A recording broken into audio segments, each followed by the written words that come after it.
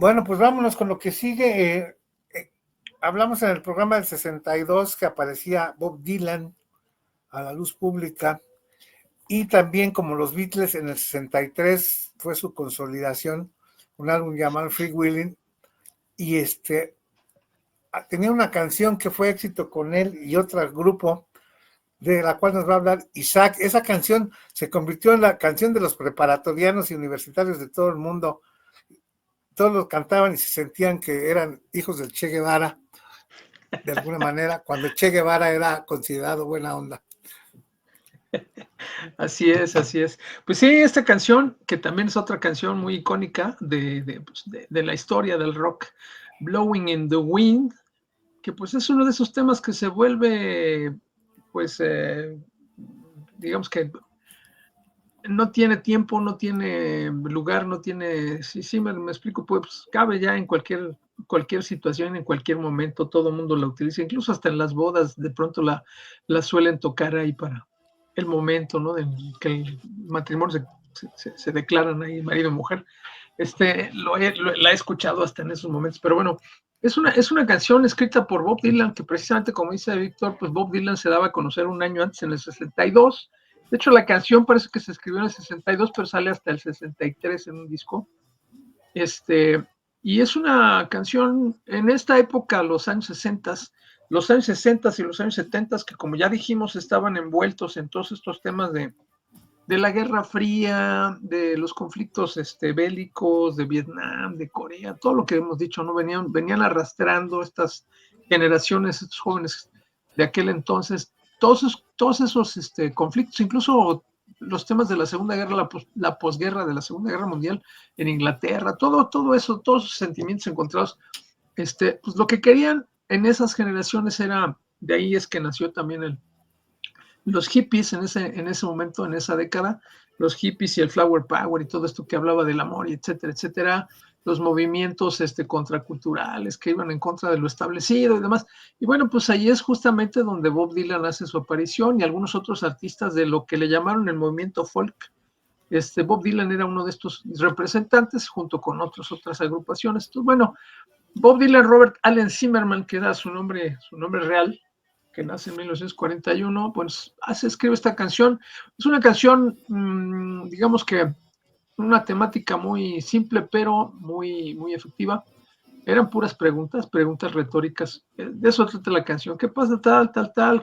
Y la respuesta está en el viento, ese era el coro, ¿no? And the answer is in the wind, ¿no? Preguntas como, por ejemplo, decía, ¿cuántos caminos debe andar un hombre antes de que lo llames hombre? Y eso, pues esas frases así como que bastante filosóficas, es lo que decía Víctor, se volvieron como como que la herramienta contracultural de todos estos cuates hipiosones, ¿no? Y que se lanzaban a las calles a pedir la paz, etcétera, etcétera. Bueno, pues ese era un poco el tema. Pues una canción que fue muy, muy bien aceptada, muy bien posicionada. La versión de Bob Dylan, pues una versión a la Bob Dylan, con una voz como la voz de Bob Dylan. Una versión muy escueta, yo diría muy austera, la guitarra, la voz básicamente, una baladita, una melodía muy simple, muy sencilla, muy llegadora, sí, eso sí, la letra muy buena también, porque cuate, pues, no por nada por ahí le dieron, yo creo que sí merecidamente un premio Nobel de literatura a este señor, por lo que escribía, porque pues sí sabe escribir. Pero luego ese mismo año otra agrupación también de las que estaban muy, muy, muy metidas en ese momento, muy famosas, Peter, Paul y Mary, un trío integrado por Peter Yarrow, Paul Stuckey y Mary Travers, que en ese entonces pues también estaban una carrera muy exitosa en ese momento. Toman esta canción y hacen su versión, una versión pues como que más melódica, ya una versión con más arreglito, una versión más estudiada, y pues esta versión llega al número 2 en las listas de popularidad, y también pues le sigue dando, digamos que vuelo al tema de la canción, la vuelve la sigue posicionando, y pues es una canción que a la larga se vuelve una canción famosa, estándar, algo que pues trasciende a la época, trasciende el tiempo, trasciende prácticamente cualquier cosa. Otro parrafito, por ejemplo, de otra de estas preguntas, porque básicamente lo que les digo, la tónica de la letra de la canción eran preguntas, y la respuesta es the answer is in the wind, ¿no? Otra pregunta dice, ¿cuántos mares debe surcar una paloma blanca antes de que duerma en la arena? Otra frase así como que, ay, wow, ¿no? O sea, ¿qué significa la frase o qué? Pues, ¿qué contexto? Bueno, pues se le puede dar muchas interpretaciones, pero son frases como muy, pues muy etéreas, ¿no? Y muy grandilocuentes. Entonces, bueno, pues ese es el tema con esta canción, una muy buena rola. Muchas versiones, prácticamente todo el mundo, por ahí si le buscan, todo el mundo tiene una versión de esta canción. Unas más movidas, otras no tanto. Y lo que sí, como les decía yo, básicamente la diferencia entre una versión, la de Bob Dylan, que es la versión escueta, la versión original, y una versión más arreglada, ¿no? Que es la de Peter, Paul y Mary en ese 1963, hace que la canción también trascienda y le guste tanto a un público más pop, a un público más austero como el de los muy clavados en el folk. Y bueno, pues una gran rola, una gran rola. ¿Qué opinan ustedes? A mí me gusta la cancioncita, me aburrió porque, como les digo, no había un cuate que llevara su guitarra a la prepa que no se la tuviera que ejecutar. Bueno, Todo el mundo sí, la cantaba. choteada hasta la pared de enfrente, eso sí. Toda la banda, todos los cuates de la prepa se la sabían, cantaran o no. Oye, Entonces, cuando alguien la tocaba. Cuando tú estabas en la prepa, tocaban Blowing in the Wind. Sí, sí. Lo que pasa es que yo entré a la prepa en el 69. Acaba de pasar lo del 68. Entonces sí, había mucha cuestión de todo ese tipo. Y la canción de protesta con los folcloristas era lo que estaba de moda. Entonces Óscar Chávez y todas esas canciones que hacían, adaptaban letras para el movimiento, y algunas canciones de Bob Dylan, de Pete Seeger y demás, se usaban mucho para todos estos rollos. Fíjate que, bueno, tienes una buena referencia, porque lamentablemente la forma en como yo conocía esa, bueno, o sea, con todo respeto, pero a mí me tocó, por circunstancias, que esa canción la adaptaron a una alabanza de iglesia en español. Sí. Y estuvo sonando mucho, al menos durante los 80, que era cuando yo iba a la iglesia. En los 90 ya dejé de ir, pero sí, se convirtió. Se convirtió hasta en. Se convirtió en parte de las misas cantadas. Sí. Como la de Procol Harum. ¿Qué vendrás? Saber qué estarás trayendo a los hombres tu pan. No me acuerdo qué decía la letra en español, pero así la conocí yo de chavito, no sé, a los 6, a los 8 años, y cuando conozco la de Bob Dylan, no sé, a los 14, digo, órale, pues la rola está chida, porque yo conocí una versión tan, la versión light, tan extraña, ¿no? Así es. Pero de que es un himno universal, mundial, histórico, o sea, sí lo es. Sí, totalmente. Solo entró a mi vida por la forma equivocada. Bueno, pues en el tiempo equivocado. Encontré un par de covers más o menos de la misma calidad y pues me opté por el de los mexicanos. A ver qué les parece. Venga. How many roads must a man walk down before you call him a man? How many seas must a white dove sail before she sleeps in the sand? Yes, and how many times must a cannonballs fly before they're forever banned? The answer, my friend, is blowing in the wind. The answer is blowing in the wind.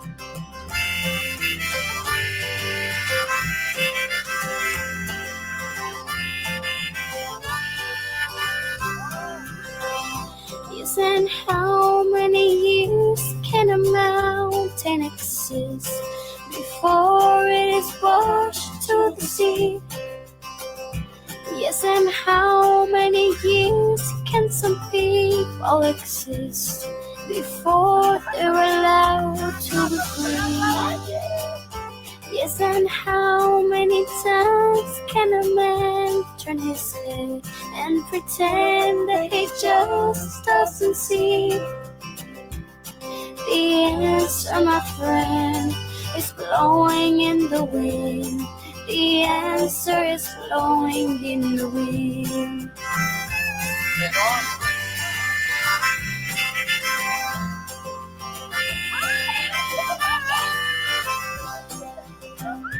Yes, and how many times must a man look up before he can see the sky?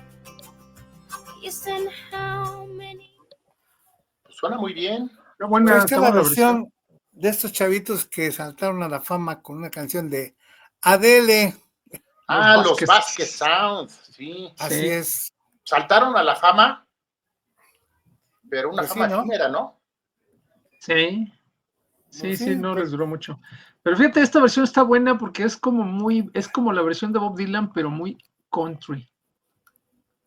Sí. sí, O sea, como que mezclaron las dos. Está como mezclada Mezclaron las porque dos. la de los Mamas and the Papas era más suave, más pop song. No, Y la de Dylan, Peter, Paul y y la de Mary. Dylan no era tan, perdón, de Peter, Paul y Mary, perdón. Y la de Dylan no era tan country. Sí, las dos. Sí, pero está Mira, buena, está buena. Si la banda se llamaba Peter, Paul y Mary, ya podías esperar de qué iba, ¿no? Sí. Que la ibas a acabar oyendo en la iglesia. Sí. Sí. Pero sí, bueno, Ramiro Pero bueno, Martínez. si la hicieron alabanza de la iglesia y funcionó tantos años así, pues algo habrá tenido también la rolilla, ¿no? No sé si Sí, siga pues sí. funcionando de esa manera, pero ahora solo director de las iglesias para tomar fotos. Pero bueno, Sí. un día que me quede a misa les cuento. Ramiro Martínez, lo que me gusta cuando Saludos, entra a Ramiro. saludarnos Ramiro es porque nos dice caballeros. Sí, eso. Gracias, mi Cosas querido sentir Ramiro. honrados, importantes. Chihuahua. Como es como cuando me decían señor Trejo, les digo, señor es mi papá, yo soy un pinche pelafustán, a mí no me digan señor. Digo, para ser licenciado se necesita estudiar y recibir un título, para ser señor se necesita ser muy chingón. Ahora para ser caballero todavía más. Pues vámonos con lo que sigue después de Peter, Paul and Mary, Bob Dylan con su Blowing in the Wind y los saludos de Ramiro. Vámonos con Muse, esta banda de la cual nos va a hablar de uno de sus discos, nos va a hablar Enrique. Curiosamente, mis compañeros, los dos escogieron a Muse. Uno de ellos escogió el disco completo y otro escogió solo una canción. Así que no te claves mucho en una de las canciones que se llama, ¿cómo, Isaac? Dead Inside. Dead Inside. No había visto la lista completa. Es la que abre el disco, entonces me la voy a brincar. Sí, por favor. Es un disco, híjole, es un disco bien interesante, de una banda también bien interesante. Yo no podría decir que me considero fan de Muse, como cuando hablamos aquí de Tool, tampoco puedo decir que me considero fan de Tool, pero son de estas bandas del siglo XXI que sí me gustan y que sí disfruto bastante. He tenido la suerte de ver 2 veces en vivo a Muse. Los vi en el 2010 en el Foro Sol y me encantaron, me gustó mucho ese concierto. Luego los vi en el 2016 en un Corona Capital y esta vez no me gustaron tanto por la razón que haya sido. Los sentí como fríos a ellos, como con poca interacción, lo que haya sido.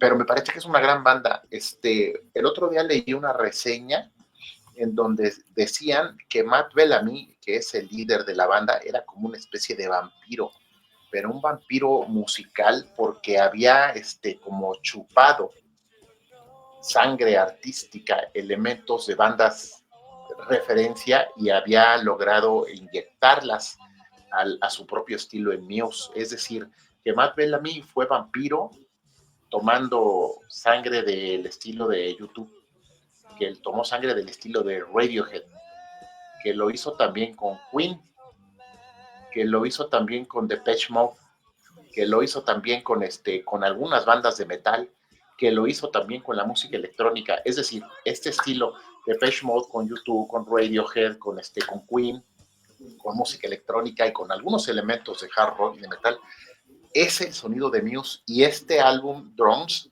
que no es salvo la segunda rola del disco, que esa sí es muy popular y fue muy popular, que se llama Psycho. En realidad es el track 3, pero el track número 2 es como una intro de 20 segundos. Me brinqué la primera, que es de la que va a hablar Isaac, la tercera, que es Psycho, segunda rola, tercer track. Esa sí fue muy popular y presenta a un Muse con un sonido así como boogie electro blues, pero con un aura muy contemporánea. Es decir, Muse puede sonar incluso sinfónico y puede sonar pop al mismo tiempo. Y creo que son de los grandes méritos que tiene esta banda. Sí creo que Muse está listo como para, en un espacio que parece ya tan copado, tan ocupado por las grandes leyendas del rock, para hacerse un huequito y entrar ahí y quedarse. Si después de los 90 para acá, ya quitando a los grandes dinosaurios de los que siempre estamos hablando, empezando por los Beatles y terminando por las bandas ochenteras y las leyendas de grunge, etcétera, si queda acaso más espacio para bandas que sean legendarias y que sean sobre todo inclasificables, creo que después de Radiohead el espacio es de Muse. Hablando incluso de bandas que sean masivas, bandas de estadio, ¿no? Porque ha habido bandas a lo mejor como de Mars Volta, por ahí, que son muy interesantes, pero que son en una onda más underground, o las bandas específicas de cada estilo, ¿no? Las bandas que siempre van a seguir sonando a los géneros de metal, o que están como que en la onda del neo-prog y quieren sonar progresivos a fuerza, sí o sí. Fuera de eso, me parece que Muse es de esas bandas grandes, de esas bandas masivas, de todo público, digamos, que sí está tomando, o se está esforzando por tomar esa estafeta que dejaron atrás esas bandas, desde Queen hasta Depeche Mode y todo lo que hay en medio de ellos. Entonces lo logran muy bien. Hay canciones como esta de Psycho, que resultó ser muy pegadora, muy radiable, uno de los espacios más esperables en sus conciertos, a la de Mercy, que es la que sigue, que es una canción muy, muy melancólica, en un estilo que también sabe manejar muy bien Muse, o Reapers, que es una canción que tiene elementos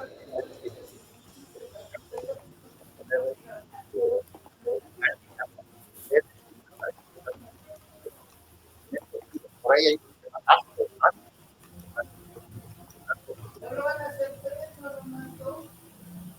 porque tiene esa parte acústica, tiene esa parte así como de intensa, de power ballad, y termina con esa parte como muy grandilocuente, muy sinfónica. Entonces, por eso creo que es un álbum muy completo. No es el más popular de Muse, todavía hay por ahí incluso algunos fans de Muse que lo consideran tal vez uno de los discos menos afortunados de la banda, pero yo lo encuentro como uno de los discos más interesantes. Cuando los vi en el 2016, tal vez en ese momento no comprendí tanto, o no estaba yo metido en lo que tocaron de este álbum, porque sí tocaron varias canciones del álbum, pero me dejaron como que frío. No sé, no sentí que en vivo tuviera tanta explosividad. Ya tiene rato que no los veo en vivo, pero la gente, amigos míos, incluso me baso en los testimonios de los que no son fans de la banda, para que me digan, no, pues reconozco que sí es una bandota, en vivo suenan bien, suenan perfectos, suenan organizados, coordinados, lo visual con lo tecnológico, y además es una de esas bandas vanguardistas que sí nos presentan como elementos muy pues, actuales, tecnológicos, que sacan partido de estos recursos que hay ahora, ¿no? O sea, creo que lo están haciendo muy bien, pues.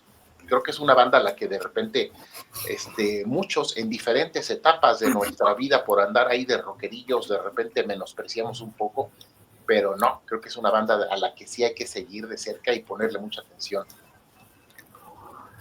Muy bien, pues yo te puedo decir que busqué las canciones de Muse, no lo conocía yo mucho, muy a fondo, nada más te he oído, a lo mejor en un radio por ahí de pasadita, pero esta canción me gustó, el cover me gustó, entonces creo que pueden tener cosas buenas. Punto para Muse.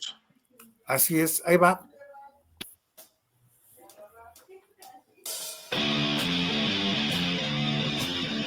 La de Psycho.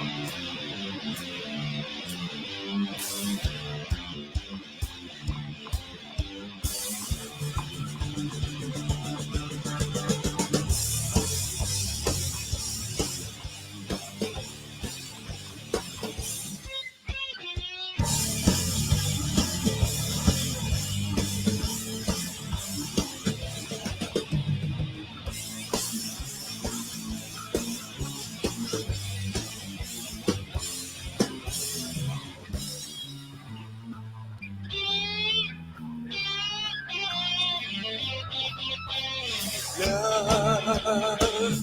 If you can't you know it, you're on your own, lost in the wild. So come to me now. I could use someone like you, someone who cares on my command and ask no question.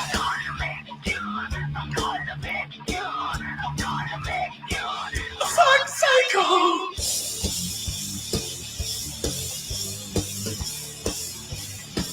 Fuck psycho!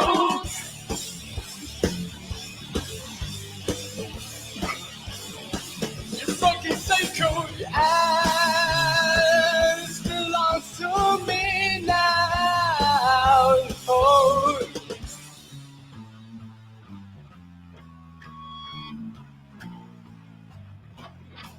Tonight is just a broken grave. Then I'm virus changing the station as Bruce the dress show. I'm turning into super trolls. And you will care. Buenísimo cover.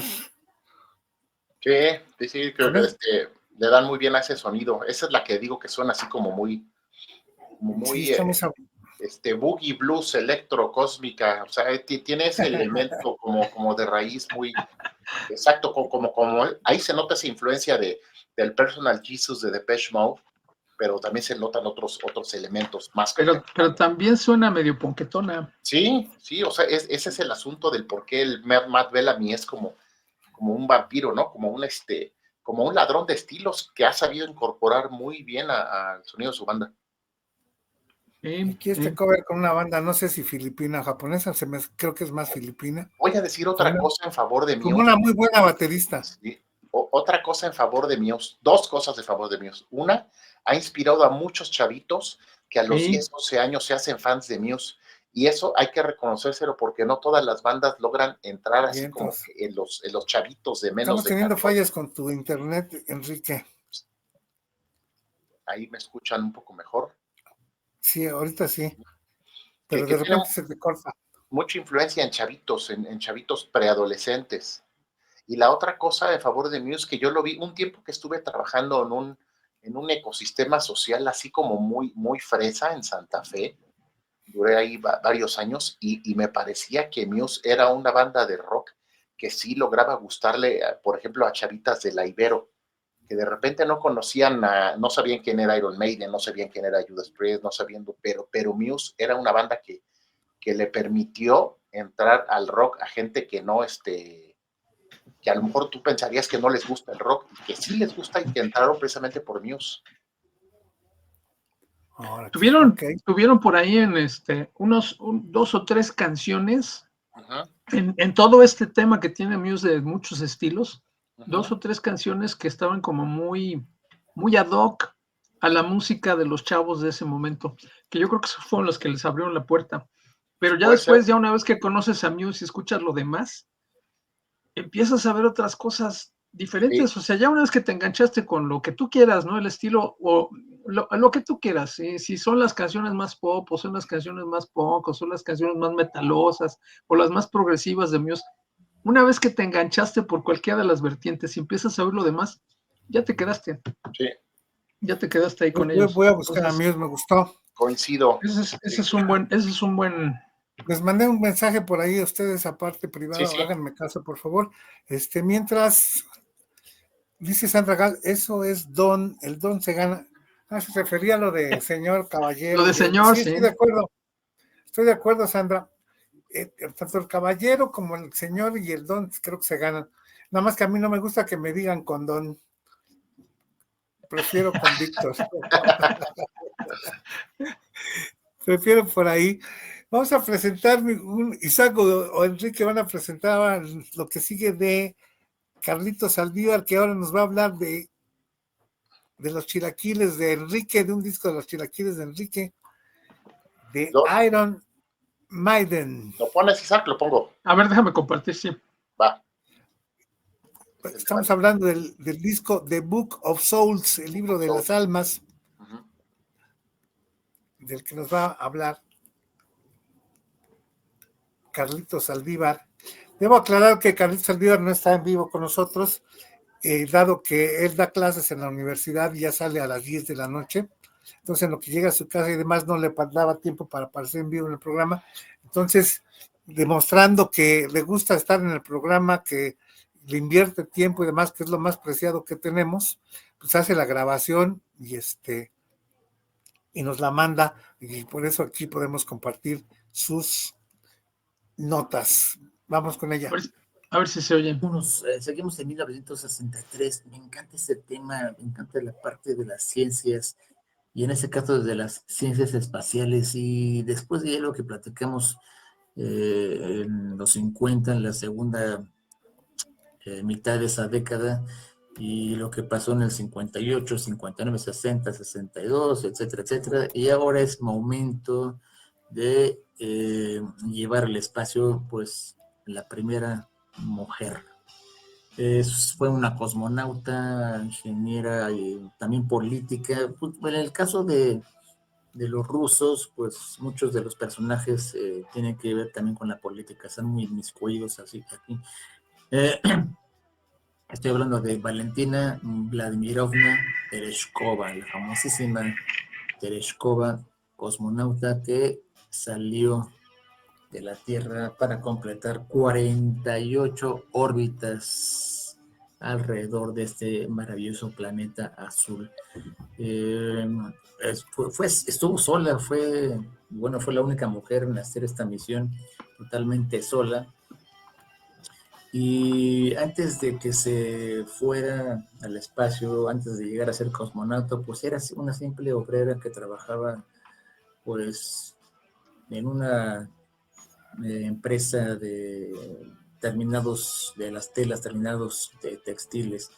Pero bueno, ahí eso es parte del enorme y real feminismo del que tanto hemos hablado y criticado, para meterse ahí a la, después de ser paracaidista aficionada, meterse a la Fuerza Aérea Soviética y llegar a volar al espacio en ese 1963, 48 órbitas al planeta azul. Fue justamente después de Yuri Gagarin en 1961, y también fue la que pilotó la nave Vostok 6 saliendo del cosmódromo de aquella ex Unión de Repúblicas Soviéticas Socialistas. Justamente quien pilotaba esa enorme nave, pues fue ella misma.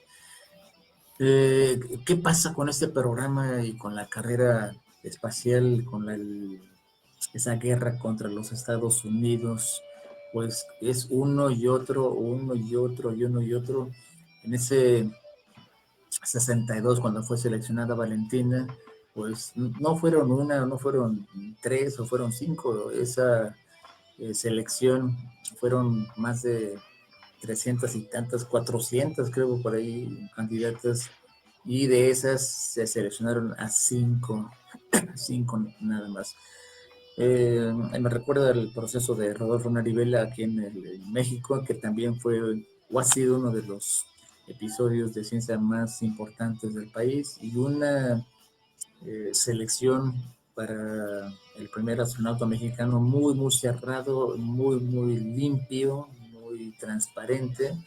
Y sí, se seleccionaron a tres mexicanos para ir al espacio. En este caso, en el 63, pues fueron algunas cosmonautas, pero finalmente la primera y la que sí fue y regresó fue Valentina Tereshkova. Ahora, pues siempre también se metió a la política, y por eso se metió también a la parte de defender al trabajador, porque ella supo lo que es ser trabajador y ser obrero en una fábrica textil. Falleció, pues, en 1937 fue que nació, 88 años. 88 años, pues no, es impresionante la edad. Entonces, digo, no ha fallecido, a eso me refiero, pero 88 años, ¿en qué términos o en qué estado emocional está llegando? Ya le perdí la pista, no sé si padezca alguna enfermedad, si tenga alguna discapacidad, alguna, lo que es a esas edades es la demencia senil o el Alzheimer, pero bueno, 88 años, del 37 siempre fue de nacionalidad soviética y pues obviamente desde 1991 la nacionalidad fue rusa. Según las redes, pues ahorita sigue siendo diputada en la ciudad de Moscú, pero bueno, ojalá pudiera dictarse o hacer un homenaje póstumo en algún futuro, del cual sería muy interesante el poder leerlo. Además, igual voy a escribir algunos artículos sobre esos personajes, en ser los primeros en ir al espacio. Valentina Tereshkova, sigan en la pista y búsquenle mucha información en las páginas de ciencias espaciales. Pausa. Bien. Pues por estar aquí enredado con los fierros, me equivoqué, iba a hablar de Valentina, no de Iron Maiden, perdón, Enrique. No te preocupes, sí. Por estar aquí enredado con los fierros, pero ya después me di cuenta en la grabación de Carlitos que también a él se le enredaron las cabras, ya daba por muerta a Valentina, luego que a 88 años de muerta, 88 años de edad, y que ojalá le hagan un homenaje posteriormente. Entonces así se nos fueron las cabras a todos. Como no sé si han visto un video donde se le fueron las cabras a la bruta de Rocío Sánchez Azuara, está así entrevistando a una chava y le pregunta muy seriamente, ¿y tu mamá es mayor o menor que tú? Sí. Y la chava le contesta, no, sí es mayor. Sí. ¿Y cuántos años te lleva? Por ahí les debe aparecer. Órale. No, la preparación. Luego se notó. Hubiera caído desmayado si dice, no, pues ese es menor. Bueno, pues vámonos con lo que sigue. Y sigue esto que es muy, no sé qué. Esto se los estoy presentando nada más para hacer la de todos, no por otra cosa. Uh-huh. Es un disco que se llama The Wall con Roger Waters.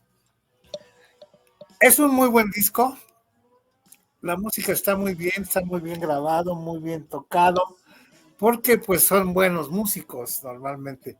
Para mí, dado el pleito de Gilmour y de Waters, se me hace una jalada que Roger Waters saque un disco en vivo de La Pared. La neta. Creo que no venía al caso. Pero en fin, habrá quien sí le guste, que esté de acuerdo. Pero de todas maneras, ¿qué creen? Miren.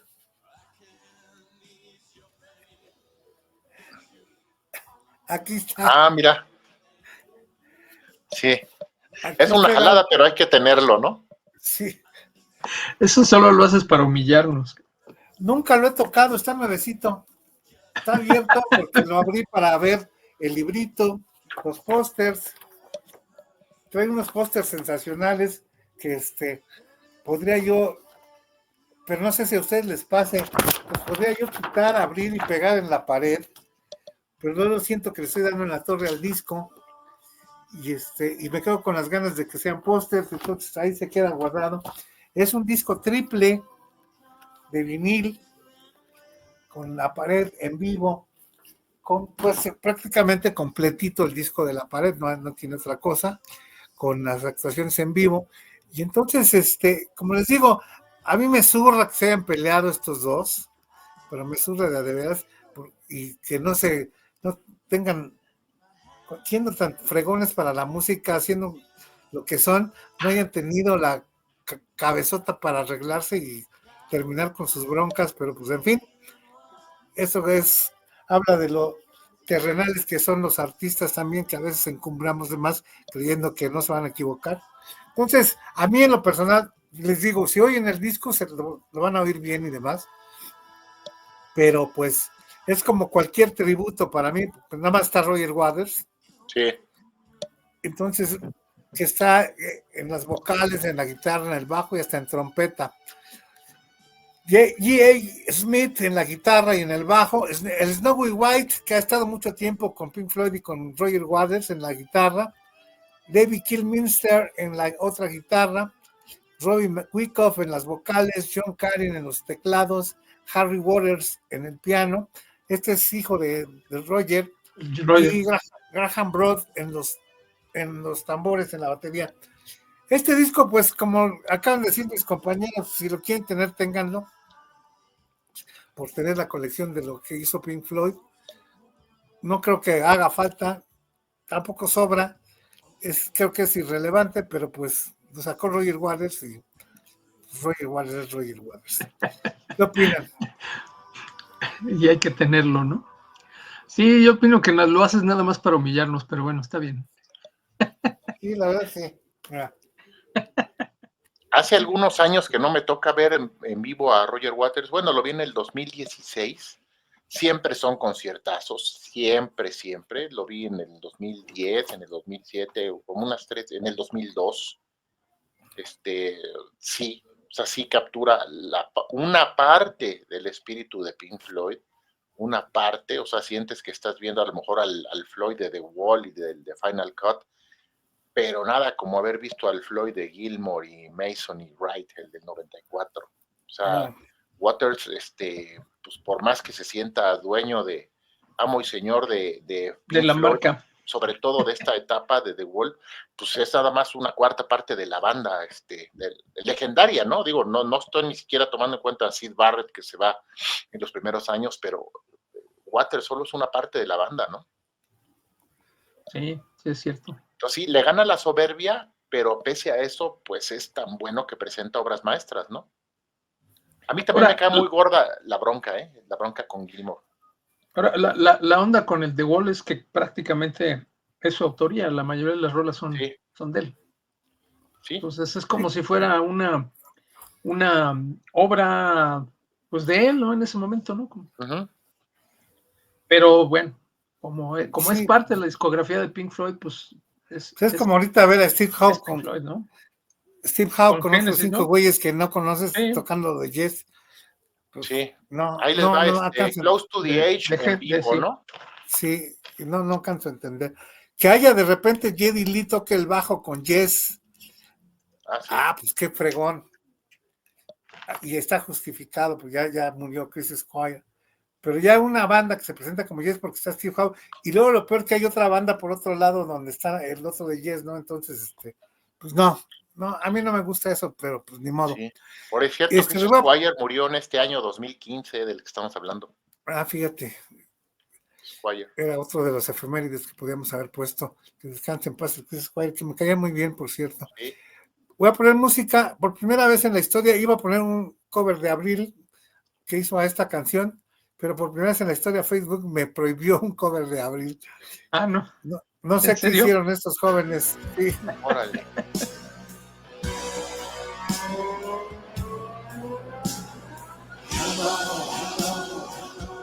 Isn't anybody in there? Just not if you can hear me. Is there anyone home? Come on now. I hear you feeling down.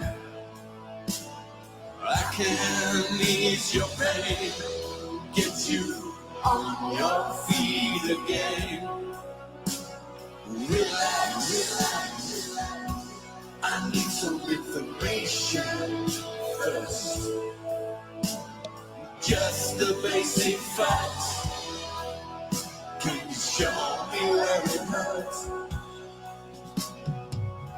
There is no pain you are sitting. The distant ships roll on the horizon. You are only coming through in waves. Your lips move, but I can't hear what you're saying.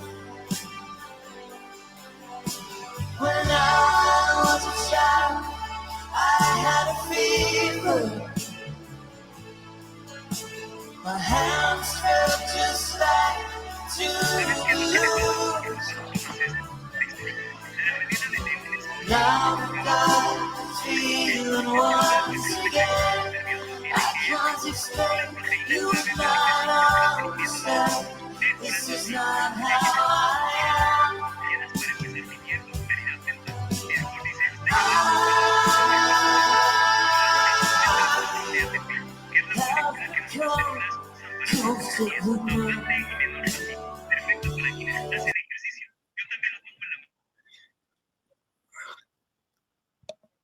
Nada más como dato curioso, para que vean el tip, cómo se las gastan.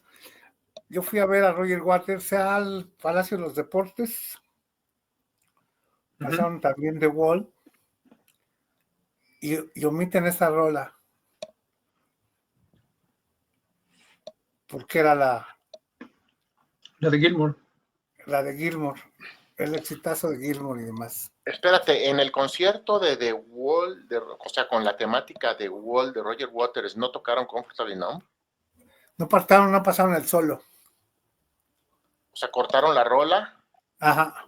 En la parte Sí, donde seguía el solo sabroso la cortaron y fueron a... La brincaron, sí. Órale. Pues luego pasa cuestiones de autoría. Fíjate que ahora que fui a ver a Scorpions, al Vive Latino, mientras tocaba Caifanes, aproveché para irme metiendo para quedar más cerca y en medio del escenario. Pero escuché completo el set de Caifanes. Y tocan una versión diferente de la canción Afuera, si la ubican. Ajá. Pero bien diferente porque no la pueden tocar al estilo en el que la compuso Markovich. Otros que están peleadísimos a muerte. Pero una versión tan gacha que o sea, deberían mejor no tocarla, mejor deberían echarse la capela o con ukelele, no sé, algo diferente, pero no, horrible. La cosa más horrible que pueden ver ahorita es ver a Caifanes tocando su propia versión de Afuera. No, o salir y decir, no la podemos tocar porque el pinche Markovich se enoja. Sí, en vez de dejarla de tocar, tratan de hacerla bien diferente, con otro ritmo de batería, con otra velocidad y eso, y sale una cosa asquerosa. En fin. Tal vez ya terminará siendo como los santaneros, la original, la internacional, sí. Varias sonoras santaneras, igual, Chuchito. Tal vez. Igual, y por algo este disco del que me va a hablar Isaac se llama Jeff Lynne Hello. Jeff Lynne's Cuando nada más era Light Hello Orchestra. Sí, bueno, pues por alguna bronca de esas. Este señor, no, bueno, sí, bueno, en parte sí, pero bueno, es una larga historia.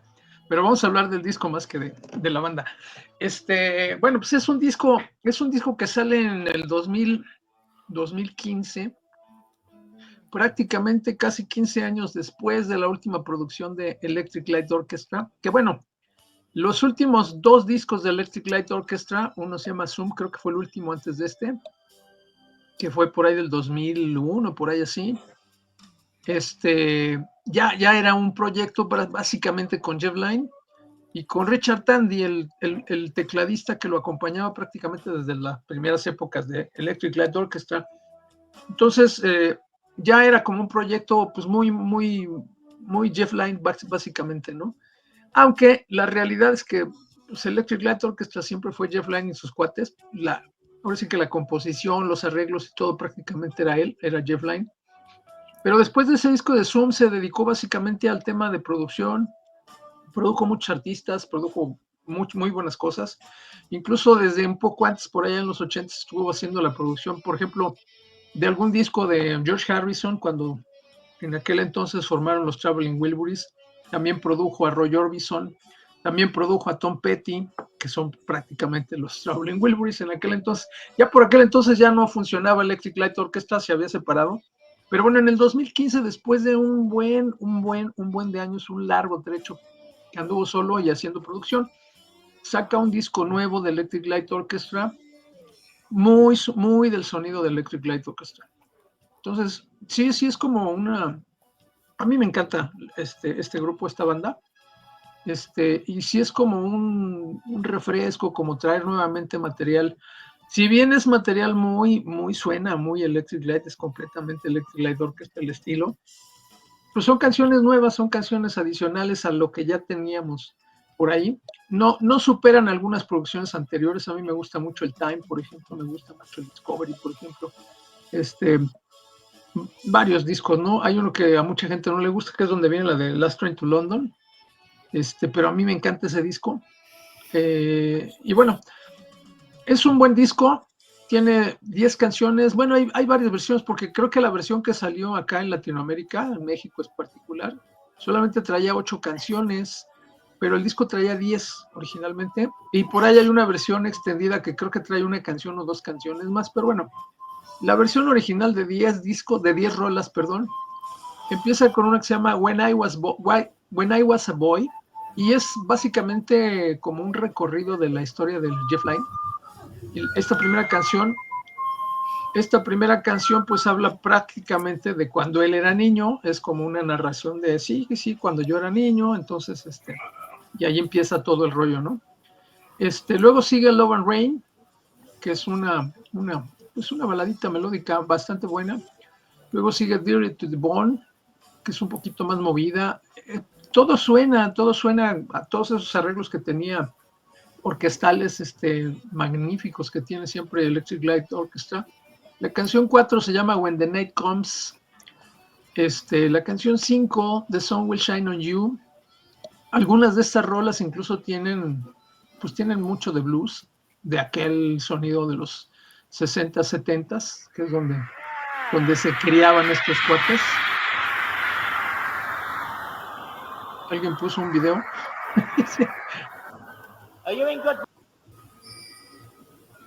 Perdón, es que se acabó. Perdón. Bueno, la sexta se llama Ain't It Drag, la séptima es All My Life, la octava es I'm Leaving You, la novena es One Step at a Time y la 10ª es Alone in the Universe. Y como les digo, bueno, básicamente es como un recorrido, todas las canciones van narrando alguna etapa, alguna parte, algún sentimiento muy de la vida de Jeff Lynne. Y bueno, pues es una buena discografía, es un buen disco, es un disco muy bueno, suena muy bien, las rolas están muy buenas. Y como les dije, no supera algunas otras producciones de Jeff Lynne, pero sí tiene una muy buena calidad de lo que Electric Light Orchestra solía hacer. Ahora ya es básicamente nada más él. Ya incluso sin Richard Tandy. Pero bueno, un buen disco que sí se los recomiendo. Y más si son fans como yo de Electric Light Orchestra, vale la pena. Después sacaron otro, creo que en el 2018 o 2019, que es el último, pero este disco está bastante bien. Muy bien. A mí me gusta mucho Electric Light. Y si hay una banda que dice, nosotros copiamos el sonido de los Beatles y de ahí formamos una banda, es esta. Son ellos. Sí. Jeff Lynne un día oyó Strawberry Fields Forever, dijo, yo quiero hacer una así. Sí. Yo soy la morsa. Está bien. No, pero muy buena banda. Y Jeff Lynne, buen tipo. Sí. Por lo que se ve. Y además, pues era cuate de todo el mundo, ¿no? De los Beatles, de los Rollins, de todo el mundo. Y del Clapton. Sí, por eso es buen tipo. Pues se lleva bien con todos. Otro que era buen tipo y un personaje que hemos hablado hoy de personajes. Este era un personaje, una leyenda y muy buen tipo. Además, también le gustaban los Beatles para acabarla de fregar. El señor Lemmy Kilmister, una leyenda que lamentablemente lo tenemos que nombrar en este 2015 porque en este año nos dejó. Fíjense que me acuerdo muy bien que un cuate de nosotros, ustedes también lo conocen porque creo que hasta estuvo aquí de invitado una vez, que es Diego del Pozo. Él como broma del Día de los Inocentes, por cierto, hoy es el April Fool, es el Día de los Inocentes Gabacho. Por ahí de repente se encuentra uno noticias no ciertas porque es el día de hacer bromas, ¿no? Bueno, en México es el 28 de diciembre y en muchos países de Latinoamérica y en otros lugares. Entonces, en ese día, puso él como broma, como noticia que no era cierta, que se había muerto Lemmy. ¿Y qué creen? Sí se murió ese día, pero No manches. unas horitas después sí, y este cuate lo puso así como que al empezar el día. Entonces todos así como que, oye, güey, mataste a Lemmy y sí se murió, ¿no? O sea, una cosa curiosa, No, porque Lemmy... no ha de haber dormido ese día el día. Sí, de haber dicho, madres, ¿qué hice? Bueno, pues era algo que de alguna manera se esperaba, porque lamentablemente Lemmy Kilmister, nacido como Ian Fraser Kilmister,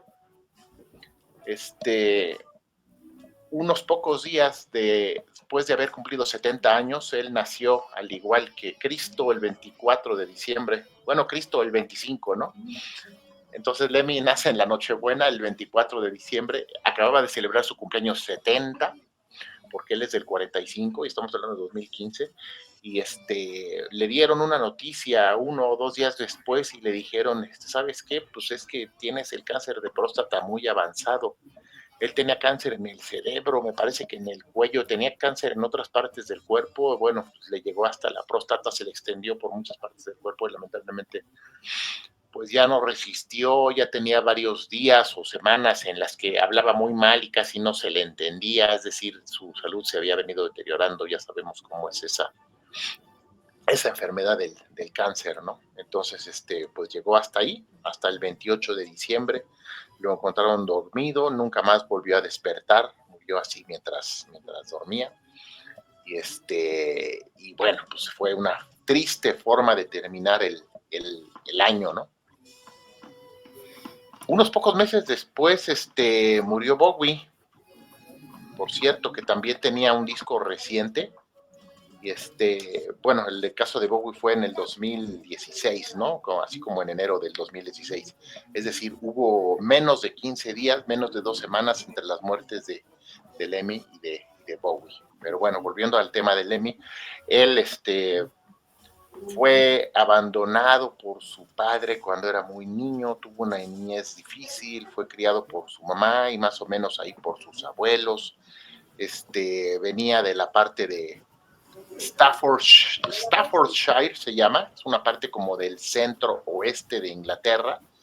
Un poco más grande se fue a vivir a Manchester, cuando fue todavía más grande se cambió a Londres, y bueno, para la época en que él murió, él ya vivía ahí cerca de Hollywood, en California, pero bueno, hizo una carrera importante. Dentro de las 3 cosas más importantes que hizo en lo musical, podemos nombrar estas 3, a finales de los años 60, fue roadie de Jimi Hendrix, es decir, le jalaba los cables, le cargaba los amplis, lo ayudaba en el escenario y pues fue como su maestro, como su mentor y maestro. Después formó parte de una banda llamada Hawkwind, que fue una banda muy interesante por ahí con elementos psicodélicos, hasta progresivos en los años 70, también aprendió mucho ahí. Y en la segunda parte de la década, a mediados de la década, forma Motorhead, que fue uno de los tríos más importantes. Siempre fue un trío, cambió integrantes, pero siempre fue un trío. Él estuvo siempre a cargo del bajo y la voz. Y bueno, Motorhead pues tiene un legado increíble, grandísimo, sobre todo, a pesar de que él decía que no era heavy metal, él se presentaba como We are Motorhead and we play rock and roll. Somos Motorhead, tocamos rock and roll. Pues sí, es un sonido muy inspirador para Metallica, para Judas Priest, para Iron Maiden, para muchísimas bandas, ¿no? Él tocaba el bajo como si fuera una guitarra, tocaba acordes de quintas, no tocaba punteo, lo tocaba con plumilla, le gustaba usarlo con la distorsión del cabezal del Marshall, es decir, él empezó tocando la guitarra y cuando se pasó al bajo, él lo que hizo fue agarrar el bajo y dijo, pues vamos a hacer que el bajo también suene como guitarra, entonces le dio como que esa particularidad, su bajo sonaba así como distorsionadón, como si fuera una guitarrota de 4 letras y cuerdas gordas, casi conectada como guitarra, pero bueno, siendo bajo, ¿no? Con todos los controles hasta arriba, así le gustaba saturar su sonido. Bueno, después de esto pues vinieron muchos homenajes y como sabemos el último baterista con el que tocó fue Mikkey Dee, que hasta la fecha y desde entonces, poquito después de la muerte de Lemmy, que significó la disolución definitiva de Motorhead, Mikkey Dee formó parte de Scorpions y Scorpions le hizo por ahí en su gira del 2018 homenajes a Lemmy y a Motorhead, que ahora tenían el baterista que había tocado en la última etapa de la banda, ¿no? La alineación más clásica de Motorhead, como sabemos, es Eddie Clark y Fast Animal con Lemmy Kilmister en el bajo. Pero bueno, ya ninguno de los tres está aquí con nosotros.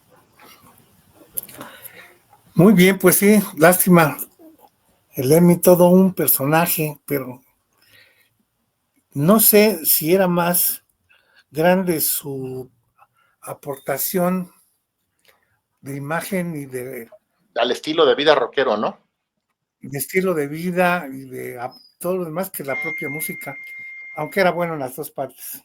Yo creo que sí tiene aportación musical bastante porque como aportación y como inspiración, ¿eh? Ok. Sí, pero bueno, ya será tema de otro programa. Muy bien, pues ese fue Lemmy. Vámonos ahora sí, con Iron Man. Bien, y para terminar, vámonos con la música y vámonos al álbum número 16, el 16º álbum de esta banda inglesa que es de las mejores del planeta, de las más grandes, y estoy hablando nada más de Iron Maiden. Iron Maiden ya creo que sale de sobra, que todo lo que diga ya todos lo saben, no requiere presentación. La banda de Steve Harris, la banda de ese par, esa mancuerna de Harris y Eddie, y editan en este septiembre de 2015 un estupendo disco que se llama The Book of Souls. Me encanta ese disco, es impresionante. Las canciones y el contexto de la portada, la misma portada, el diseño, el booklet de los interiores, es una obra maestra. Vienen canciones If Eternity Should Fail, Speed of Light, The Great Unknown, The Red and the Black, When the River Runs Deep, The Book of Souls. En el otro disco viene Death of Glory, Shadows of the Valley, Tears of a Clown, The Man on Sorrows y Empire of the Clouds. Bruce Dickinson tocando el piano ahí en Empire of the Clouds, es el vocalista principal. Dave Murray, Johnny Gers y Adrian Smith en las guitarras, el trío de guitarristas mejor del mundo. Steve Harris, la mente brillante y el bajo atrás de Maiden, y Nico McBrain en las percusiones y la batería. Es un álbum fascinante porque ahí habla sobre la cultura maya y las almas, justamente las almas de que surgen o que de la que tanto se habla en esta cultura de los mayas. De esa cultura maya, el término de alma, pues se refiere al último suspiro cuando el ser humano fallece, cuando uno morimos, y ese último suspiro, la exhalación, ese es el alma, el que sale y el que se le adjudica al cuerpo humano. Hay muchas definiciones, hay muchas teorías. Justamente ayer, este fin de semana que pasó, ayer, platicaba con mi gran amigo, mi hermano Ernesto Sandoval, sobre qué hay después de la muerte, qué pasa con el alma, etcétera. Y yo en lo personal, pues el alma no existe. El alma justamente es el último suspiro y se acabó, ya no hay más allá de la muerte. Entonces no estén preocupados, no se depriman y no tengan ansiedad por saber qué hay después de la muerte, porque eso no va a pasar. Y pues para los que nos quedamos presenciar o a sufrir o a gozar de la muerte de algún ser querido, pues es lo que nos da cierta satisfacción de saber que su alma no va a estar en pena y está en un lugar mejor. Pero sobre todo ese tema nos hablan estas canciones de este enorme disco, que son 11 canciones de Iron Maiden, una de las bandas más grandes del planeta Tierra. No se pierdan esta maravillosa obra maestra. De hecho, todos los discos de Iron Maiden, bueno, ¿qué les puedo decir? Busquen en las plataformas The Book of Souls, el libro de las almas, totalmente un concepto maravillosamente plasmado en líricas y en música. Iron Maiden, The Book of Souls. Por mi cuenta es todo. Va a ser una extraordinaria noche y nos vemos en el próximo programa. Mil gracias.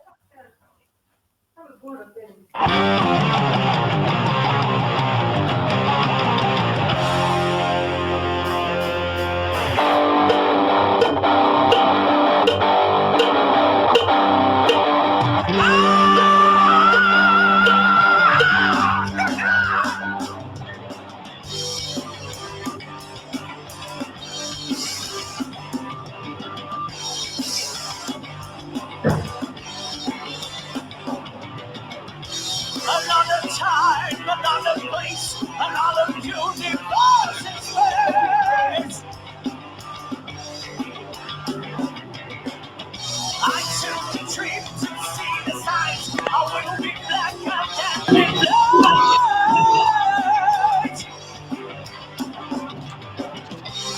One way ticket, no return. I shouldn't stand so fast it was.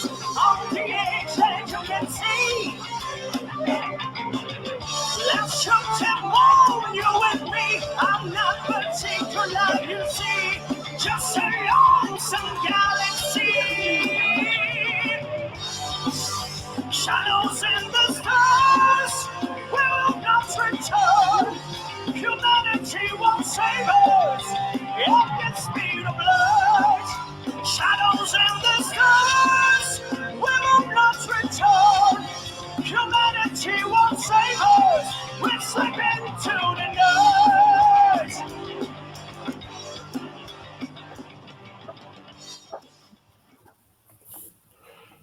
Ahí está un buen cover de Iron Maiden. ¿Cómo lo viste, Enrique? Bien. En general suena bien, suena chido. ¿Cómo les fue a los Seven Keys? Bien, fíjate que en lo musical, bien. Creo que fue buen evento. Incluso tuvimos un poco más de asistencia que en diciembre, que habíamos tocado ahí. Solo que no alcanzamos a tocar todo lo que llevábamos puesto, lo cual no es una mala noticia, porque significa que pues, el show se tuvo que cortar porque ya venía el segundo turno en el Berlín. Ya ven cómo estaba ese asunto ahí de los turnos. Pero viene. Qué bueno. Aquí lo anunciamos, yo creo que fue por eso, ¿no, Isaac? Sí, sí. Sí, no, pues es que no estuve la semana pasada. Llegó un momento que estaba así saturadísimo de chamba y pues qué bueno. El evento, qué bueno. Muchas cosas. Bueno, pues hace rato nos hablaste de este LP, de este disco grande, larga duración, pero hay una canción que a Isaac le gusta o le llama la atención. Sí, y bueno, pues aquí vamos a hablar un poquito de esta canción. En general el disco es un excelente disco, ya lo dijo Enrique. Como bien dijiste, también hay gente que le gustan más otros discos. A mí me gustan todos los de Muse, ahí tienen cosas bien interesantes. 2015 porque es el año en el que estamos reseñando, y bueno, pues de este disco en particular, el primer sencillo de este disco, y creo que fue el único además, fue precisamente esta canción de Dead Inside. Y bueno, alrededor de esta canción hay muchas cosas. La letra, ahorita vamos a hablar un poquito de la letra, pero bueno, la historia de la canción un poco, el Bellamy, que en aquel entonces estaba saliendo de una relación tóxica con una actriz muy conocida, hija de famosos de Goldie Hawn, y el papá es, ¿cómo se llama? Bueno, ahorita me acuerdo. Un cuate que sale en muchas películas así como de no tan como superhéroe, pero sí como galanazo acá, ¿no?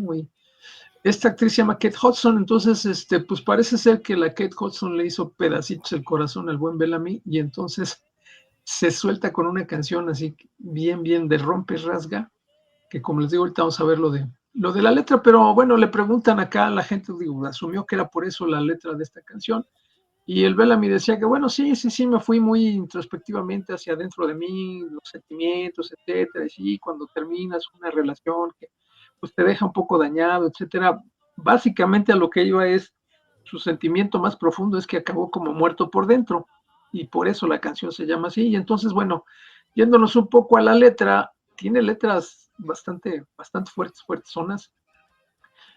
Hay una parte que empieza la canción y dice: reverencia 1,000,000 de oraciones y llévame a tu santidad, pero no hay nada allí. La luz solo brilla en quienes comparten. Es un duro trancazo allá a quien fuera su pareja, ¿no? Desata 1,000,000 de drones y confíname y luego bórrame, nena. ¿No tienes alma? Es como si hubieras muerto hace mucho tiempo. Luego dice: tus labios se sienten cálidos al tacto. Puedes devolverme la vida. Por fuera estás en llamas y viva, pero estás muerta por dentro. Kurt Russell precisamente es el papá de Kate Hudson. Gracias, Sandra.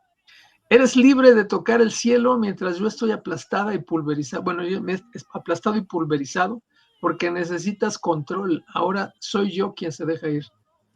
Te gusta ceder en centímetros mientras yo doy el infinito, pero ahora no me queda nada. No te preocupas y yo estoy desamparado.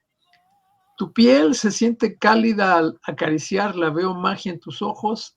Por fuera estás en llamas y viva, pero estás muerta por dentro. ¿No? Una letra fuertezona, bastante fuertezona.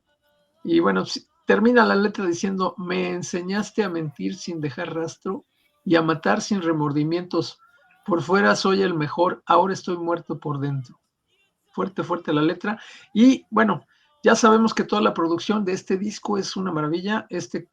La parte musical es muy buena, muy bien hecha por parte de este cuate. Compone bastante bien, además de que pues, es multiinstrumentista, mete pianos, mete un montón de instrumentos.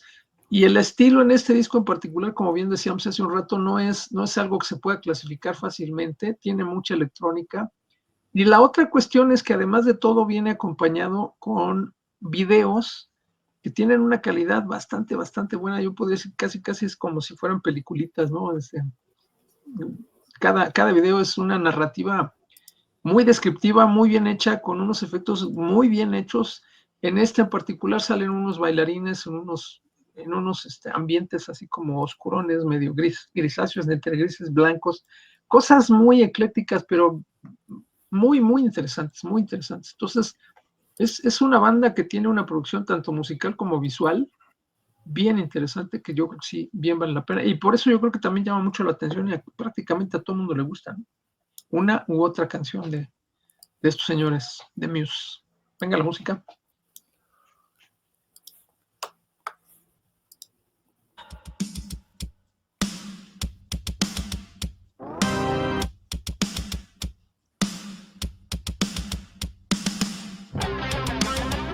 Revere a million prayers and draw me into your holiness. But there's nothing there, light only shines from those who sin. Unleash a million drones and confine me, then raise me back. Do you have no soul? It's like it died long ago. Your lips feel warm to the touch. You can bring me back to life. On the outside, you're a place and alive, but you're dead inside.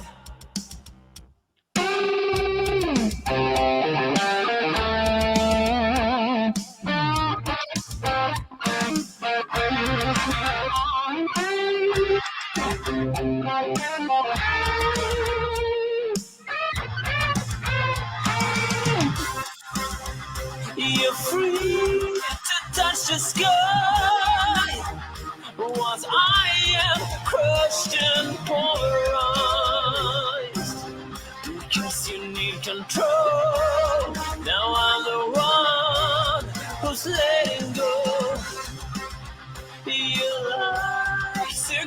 an end.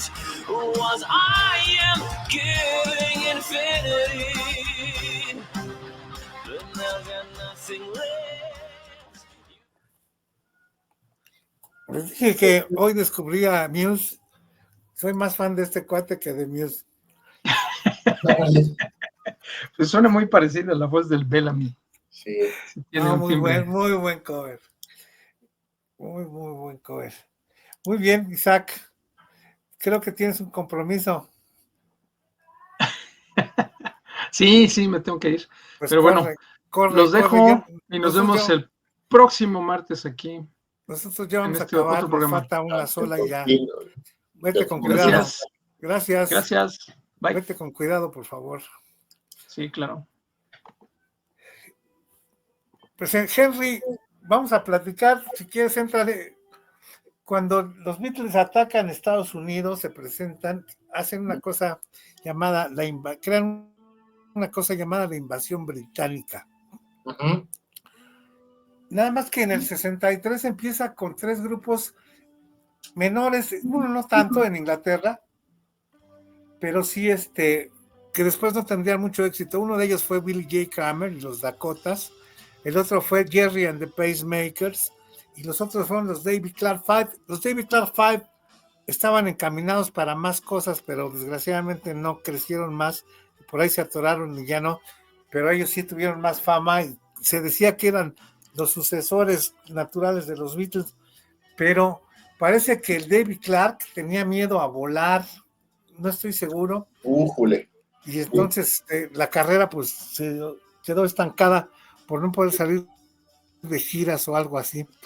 El caso es que con los Beatles llegaron una serie de grupos que algunos, como Jerry and the Pacemakers y Billy J. Kramer, eran del grupo de artistas de Brian Epstein, que después de agarrar a los Beatles agarró a varios artistas más de la escena de Liverpool, incluyendo a Cilla Black y otros artistas a los que promocionó, les dieron grabaciones, incluso canciones de Lennon y McCartney para que las grabaran.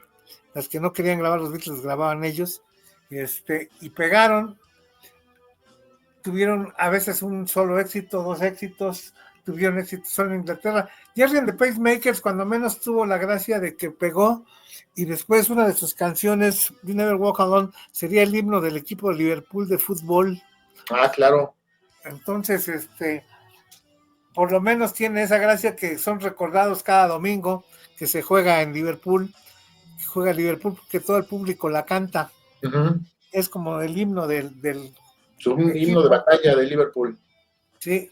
Entonces, hay varios grupos así como que acompañaron a los Beatles. Les voy a dar una lista después. Que acompañaron a los Beatles, eso, pero que se fueron desvaneciendo. Después, en el 64, a partir del 64, ya lo iremos viendo, vinieron las vacas gordas a la invasión británica, como los Kings, los Rolling Stones, los Ermitaños de Herman, aunque fueran más fresones, y otros grupos, los Hollies, etcétera, etcétera, etcétera, que de verdad marcaron la invasión británica y la música, el rock en Inglaterra y en Estados Unidos. ¿O no, Quique? Sí, importantísima la invasión británica. Habría otras, habría como a lo mejor algunas no reconocidas como segunda ola, tercera ola, pero sí las hubo. Así es. Pero la invasión británica inicial, la típica, la original, pues es esta, ¿no? Es la que comenzó precisamente en este año. Así es. Y ya para despedirnos, nada más quisiera que me hicieras un comentario si es que lo tienes. Ajá. Te voy a decir las 10 canciones más importantes de 1963. A ver. Si alguna te llama la atención. La número 1 fue Louie Louie de los Kingsmen. Sí. La 2, She Loves You de los Beatles. La 3, I Wanna Hold Your Hand de los Beatles. La 4, Be My Baby de las Ronettes. La 5, I Saw Her Standing There de los Beatles. La 6, Surfing USA de los Beach Boys.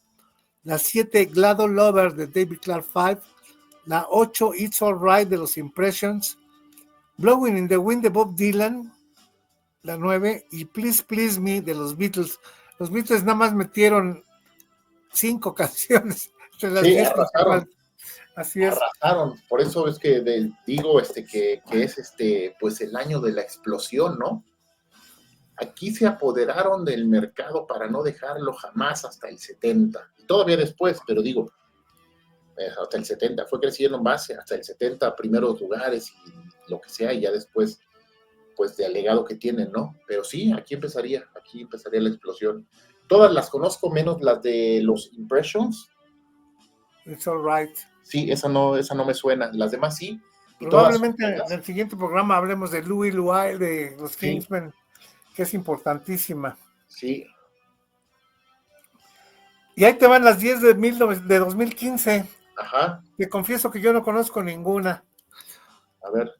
Hello de Adele, Hotline de Blink Drake, Can't Feel My Face de The Weeknd, All Right de Kendrick Lamar, King Kunta de Kendrick Lamar, Love Me Like You Do de Ellie Goulding, Stitches de Shawn Mendes, 4-5 Seconds de Rihanna, Kanye West y Paul McCartney, Ajá. 7 Years de Lucas Graham y What Do You Mean de Justin Bieber.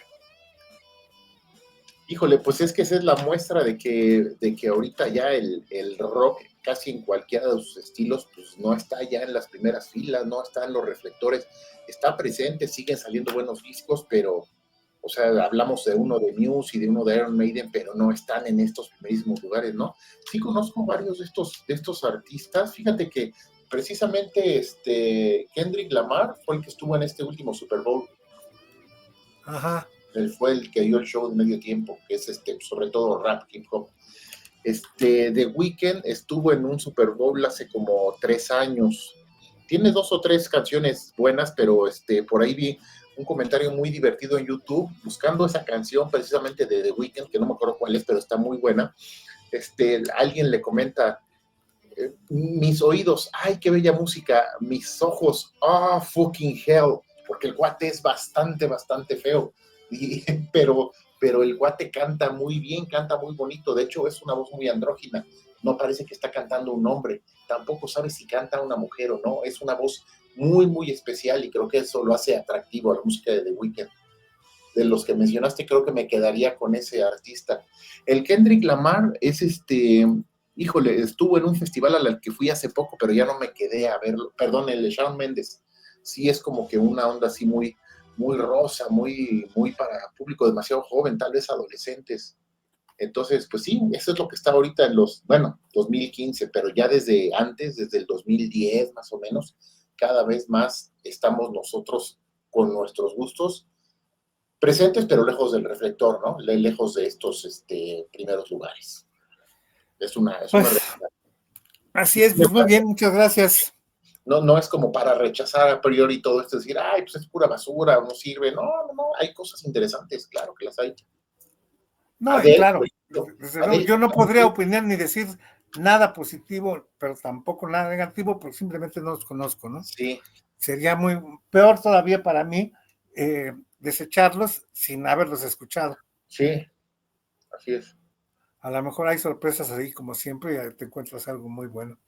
Uh-huh. Pues es todo, Henry. Si tienes algo que agregar. Saludos a mis jefes, que si nos están viendo todavía, creo que sí. Pues les mando un abrazo fuerte y los veo mañana en la noche. Pues gracias a todos, Sandra, Jesús. Muchas gracias.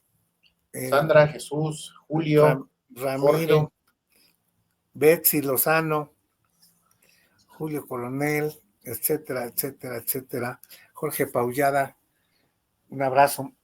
Nos vemos el próximo martes. Órale. Con la segunda parte de 63-2015. Dale. Chao. Gracias. Bye. Descansen. Bye.